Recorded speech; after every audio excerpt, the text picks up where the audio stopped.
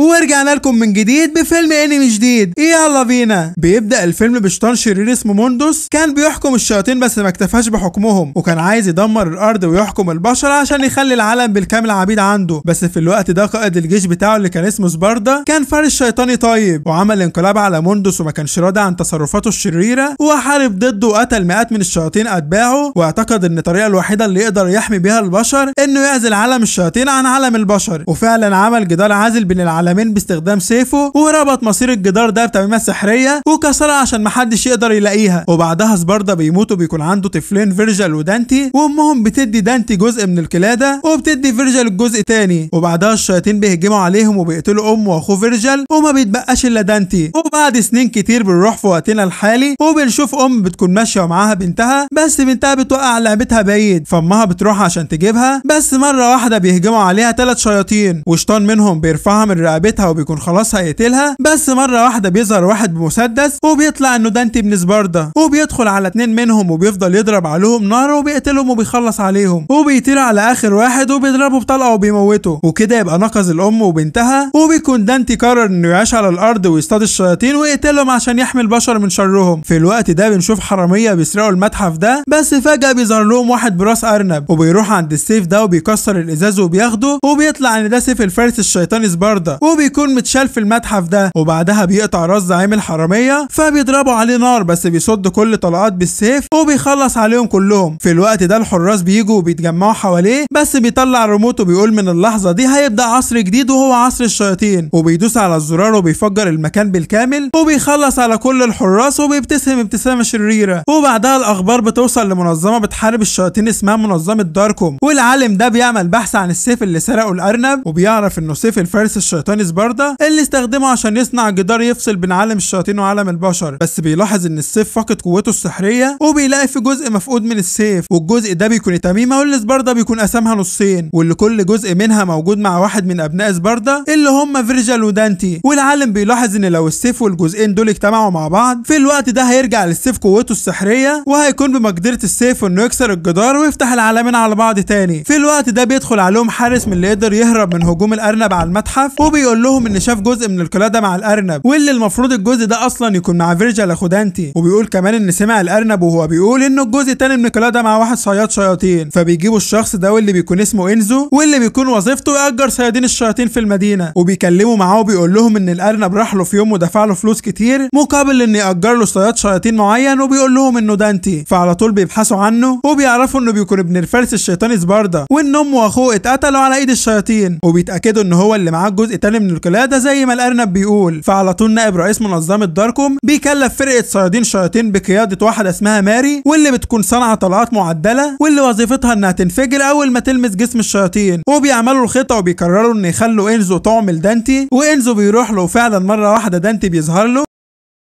وبيرفع عليه سلاح، بس ما بيكونش عارف ان ده فخ عاملينهوله. ومره واحده الرجاله بيهجموا على المكان بالاسلحه وبيضربوا نار على دانتي، بس بيتحرك بسرعه كبيره وبيهرب من طلقاته وبيطفي النور، وبيجري بسرعه وبيضرب ده من ورا وبيقلب ده على الارض، وبيطير الاثنين دول على بعض، واخر واحد بيشيل القماشه اللي على دماغه وبيربطها له في ايده وبيزقه وبيلبسه في الحيطه. في الوقت ده ماري بتكون شايفه اللي بيحصل وبتقرر تروح له وبتطير من على السطح وبتدخل له بسرعه وبتخبطه بالمسدس ده وبتخطف منه قلاده وبترمي قنبله غاز وبتهرب من المكان. ودانتي بيجري وراها وبيضرب عليها طلقه فبتقع، بس بيمسكها وبياخد منها القلاده، بس بتضربه وبتطلع قنبله وبتتفجر فيه وبتاخد القلاده الحقيقيه وبتهرب. فبيكمل جري وراها وبيسمع صوت في الباب ده فبيكسره وبيدخل، بس بيطلع فخ وبتظهر من وراه وبتضرب عليه بالمسدس وبتكهربه، فبيقع على الارض وبتديله حقنه وبتدخل جهاز في رقبته وبتقول له عشان لو حاولت تهرب من العربيه هتنفجر في رقبتك. وبيطلع المكان اللي هم فيه هي دي العربيه، وبعدها بيتحركوا، بس فجاه هم ماشيين المبنى ده بيتفجر وبيقع على العربيه اللي هم فيها، وبيتضرب صاروخ على عربيه من العربيات بتاعتهم وبتتقلب، وبيطلع الارنب هو اللي بيضرب عليهم من فوق وبيضرب عليهم صاروخ كمان وبيفرتك العربيه اللي هم فيها، بس بيخرجوا كويسين وما فيهمش حاجه. بس الراجل اللي نجي من هجوم الارنب بيروح للعالم وبياخد منه القلاده على اساس انه هيحميها، بس في الوقت ده الارنب بره بضربه واحده بيقتلهم كلهم وبيدخل لهم العربيه وبيطلب منهم القلاده، فالراجل ده بيطلع خاين وبيديها له، والارنب بيدمج الجزئين مع بعض، بس السحر ما بيرجعش للسيف، والعالم بيقول له لازم تنزل دم عقلادة من ابناء سبارتا الاتنين عشان السحر يرجع تاني للسيف. فالارنب بيشكره على المعلومة دي وبيقتله، وبعدها بيفجر الجسر وبياخد العربية وبيهرب. بس دانتي بيفك نفسه وبياخد المكنة ويجري وراه، وفعلا بيوصل له وبيكون خلاص هيخلص عليه، بس بيكون خرج بره المجال اللي مسموح له يتحرك فيه، والقنبلة بتتفجر في رقبته وبيقع على الارض وبيغمى عليه. والارنب بيخلي الشيطان يربطه ويشيله وياخده معاه في طيارة، ولما بيفوق بيلاقي الارنب خطف في الطيارة دي هو ونائب رئيس المنظمة وناس غيرهم كتير. والارنب بيطلع لهم لايف في طيارة وبيكلم دانتي وبيحكي له هو اللي بيعمل كل ده، وبيقول له ان زمان لقى بوابة سحرية بتفتح على عالم تاني، ولما دخل لقى صحراء وهواء ملوث وما بقاش قادر يتنفس، وبيظهر له وحش كبير فبيخاف وبيجري، والوحش بيجري وراه وبيكون خلاص هياكله، بس واحد بيشده وبينقذه وبيطلع انه واحد من الشياطين، وبياخدوا يعرفوا على عيلته وبيحبوه وبيعتبروه واحد منهم، وبيلعبوا مع بعض وبياكل معاهم. بس بسبب الهواء الملوث والظلم اللي عايشين فيه صاحبه بيتعب وبيموت، فبيزعل عليه جدا وبيفضل يعيط، وبيقرر يبذل كل طاقته عشان يخرجهم من العالم بتاعهم الملوث ده ويوديهم على عالم البشر. وفعلا فضل يشتغل كتير جدا لحد ما اخترع الجهاز السحري ده اللي قدر بيه يفتح بوابة على عالم البشر، وفعلا تجربته نجحت وقدر ينقذ عدد كبير من الشياطين ويدخلهم على عالم البشر. بس في يوم كان في وحش بيهاجمهم فجريوا على طول على عالم البشر، بس اتصدموا لما طلعوا ولقوا في منهم شياطين مقتولين ومنظمة داركم محوطاهم من كل مكان.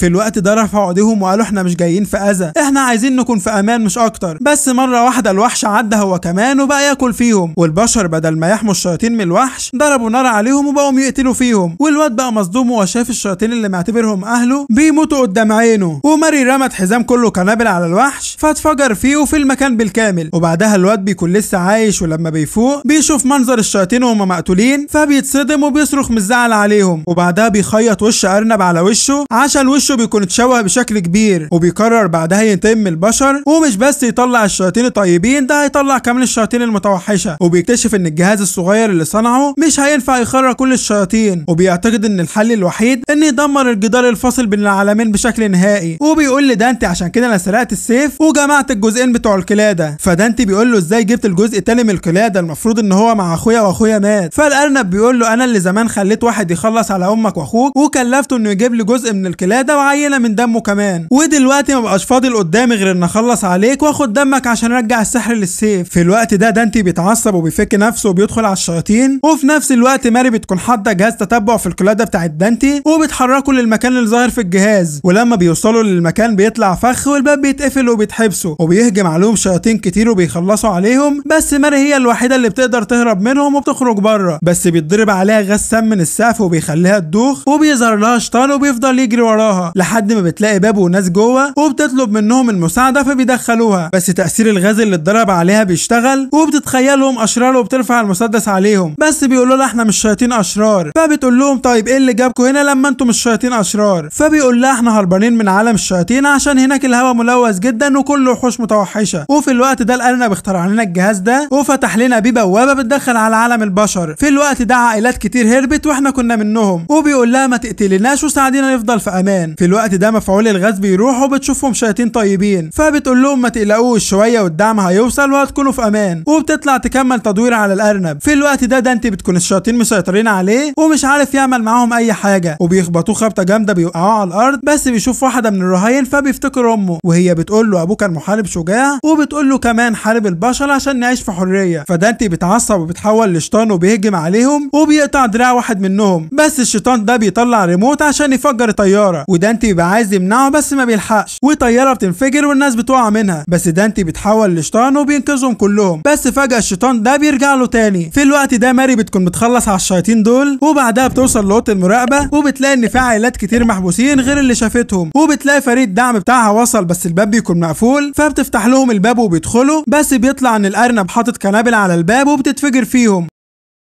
الوقت ده دانتي بتكون قوته زادت بشكل كبير وقدر انه يخلص على الشيطان، وبعدها بيسالوا فين مكان الارنب. وفي الناحيه التانيه ماري بتكلم الدعم وبيعرفوها ان 2 بس اللي ماتوا منهم، فبتطلب منهم يخرجوا كل الشياطين الطيبين اللي الارنب حابسهم وياخدوهم على المقر وهناك هيكونوا في امان. وبعدها بقرر تروح للارنب، ودانتي بيكون عارف من الشيطان مكان الارنب وبيكون رايح له هو كمان، لكن الشيطان بيصحى تاني وبيهجم على دانتي، ودانتي بيرجع لشكله العادي والشيطان بيدخله في البيت ده وبيكون هيخلص عليه، بس ماري بتلحقه وبتضرب طلقه على الشيطان وبتقتله. في الوقت ده الارنب بيكلمهم وبيقول لدانتي لو ما جيتش اديتني دمك هخلي الشياطين بتوعي يخلصوا على كل سكان المدينه. في الوقت ده فريق الدعم بيكونوا بينقذوا الشياطين، بس مره واحده رئيس منظمه داركوم بيقول لهم انسوا اوامر ماري وخلصوا على كل الشياطين، وفعلا بيخلصوا عليهم كلهم. في الوقت ده الارنب بعد ما بيخلص كلامه وبيفجر المكان، فدانتي بياخد ماري وبيهربوا بسرعه، ودانتي بيكون رايح للارنب زي ما طلب منه، بس ماري بتمنعه عشان الارنب عايزه عشان ياخد دمه ويشغل بيه القلاده ويكسر الجدار اللي بين العالمين ويفتح العالمين على بعض. ولما بتروح له بتلاقي معاه شياطين كتير وبيقول لها مش هتقدري علينا، فبيطلع الريموت وبتقول له لو ما سلمتنيش القلاده هفجر دانتي ومش هتعرف تنفذ خطتك. فبيضطر يديها القلاده، واول ما بتاخدها بتدوس على الريموت والعربيه اللي جنبهم هي اللي بتنفجر وبيطلع ده فخ عاملاه. فالارنب بيتضايق وبيأمر الشياطين يخلصوا عليها، بس هي بتطلع سلاحها وبتفرتك فيهم، بس واحد من الشياطين بيجرحها وبتدوخ وبتقع على الارض وبيكونوا خلاص هيخلصوا عليها، بس دانتي بيجي وبينقذها على اخر ثانيه. والارنب اول ما بيشوفه بيقول له ابوك غلط غلطه كبيره، وبالجدار اللي صنعه ده حكم على الشياطين كلهم يعيشوا في ذل تحت رحمه موندوس للابد، وخدوا معاه عالم الشياطين ووران كمان الهواء ملوث وان الارض صحراء وما تنفعش للحياه. ودانتي ما بيكونش قادر ويتخنق من الهواء الملوث وبيجي يطلع، بس الارنب بيمنعه وبيكمل كلامه وبيقول له لازم تدفع ثمن غلطه ابوك وبيرميه بره البوابه. بس دانتي بيقول له كده انت هتدمر البشر، فبيقول له مش مهم، اهم حاجه الشياطين يعيشوا حياه كويسه ويكونوا في امان. ودانتي ما بيقتنعش بكلامه وبيقرر يخلص عليهم وبيقتل كل الشياطين وما بيكونش فاضل غير الارنب. فدانتي بيطير على الارنب وبيخبطه خبطه بيطيره، وكان هيقع بالقلاده بس دانتي بياخد منه القلاده وبيسيبه يقع في الميه. في الوقت ده رئيس منظمه داركون بيجي وبيسال ماري فين القلاده، فدانتي بيقول له وقعت مع الارنب في الميه. في الوقت ده الارنب بيطلع ما ماتش وبيمسك الشيطان ده وبياكله عشان ياخد دمه ويتحول لشيطان، وفعلا بيكتسب قوه شيطانيه جباره وبيتحول لشيطان عملاق وبيرجع تاني يهجم عليهم. ودانتي وماري بيتحدوا وبيفضلوا يضربوا عليه نار، وماري بتفهم ان الجزء اللي فيه دم ده بيكون هو مصدر قوته، بس الارنب بيهجم عليهم وبيطير ماري وبيدي خبطه لدانتي بيطيره. فدانتي بيقول له حتى لو خدت دمي فدم اخويا مش هتعرف تاخده عشان مات. فالارنب بيقول له نفس الراجل اللي جاب لي قلاده اخوك جاب لي كمان دم منه، وبيحط دم فيرجل اخو دانتي على القلاده وبيضرب دانتي بالسيف، فدمه هو كمان بينزل على القلاده والسحر بيرجع للسيف وبيشتغل والجدار ما بين العالمين بيختفي